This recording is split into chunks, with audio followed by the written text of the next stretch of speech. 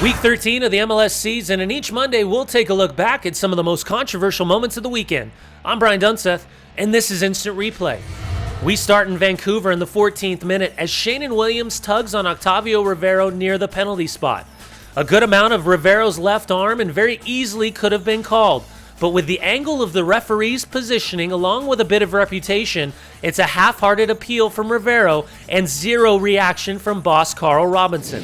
42nd minute and Pedro Morales and Alex see red. It starts with a scrappy 50-50 challenge between the two, continues pinballing around, and ends with both players coming together. Hand to face in MLS is a red card, but I don't think hand to face is clear. Just pushing and shoving. Referee Drew Fisher should have showed yellow to both, kept the game 11 versus 11, and moved on. Out to Red Bull Arena, and the Red Bulls up 3-0 in the 43rd minute when Gonzalo Verón sees straight red.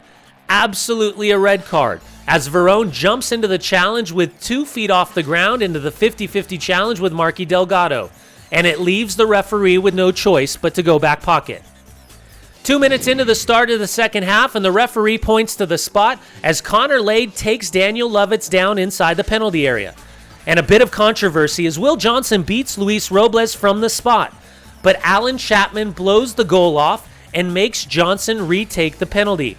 Watch as Chapman warns the player not to encroach before Johnson takes his penalty. Gray area of the game, but the law states if a player of both the defending team and the attacking team infringe, the kick is to be retaken. Robles would save Johnson's second attempt with no players encroaching this time. Out to Gillette Stadium, and the Seattle Sounders up 1-0 in the 23rd minute when referee Foytis Bazakos points to the spot. Zach Scott tries to redirect Andrew Farrell's service from the right side, but it goes into the body of midfielder Eric Freeberg. Freeberg has zero chance to react. Watch as it catches him by surprise, and even both feet of Freeberg come off the ground. But also look at the referee's positioning. It's not a handball. I don't even think it hits his arm. Out to Mafre Stadium, and Rodrigo Saravia is judged to have fouled Luke Mulholland inside the box in the dying seconds of the first half. Very similar to the PK call last week in New England when Victor Ulloa was judged to have fouled Lee Nguyen. This time, the referee, Drew Fisher, allows the advantage to be played out before going back to the initial contact between Saravia and Mulholland. First, Saravia is a defensive midfielder in his first start in MLS as a center back. Second, you never dribble inside your own 18-yard box as a defender. And third, was there an obvious goal-scoring situation imminent for advantage to be played? And finally, was it even a foul? It was the same call we saw last week. Steve Clark would save Joao Plata's penalty. Out to Colorado, and Luis Solignac sees his goal called back in the 80th minute as the AR on the near side raised his flag. Hairston looks to be on, but the AR judges Kevin Doyle off, but looking to make a play on the ball. Correct call.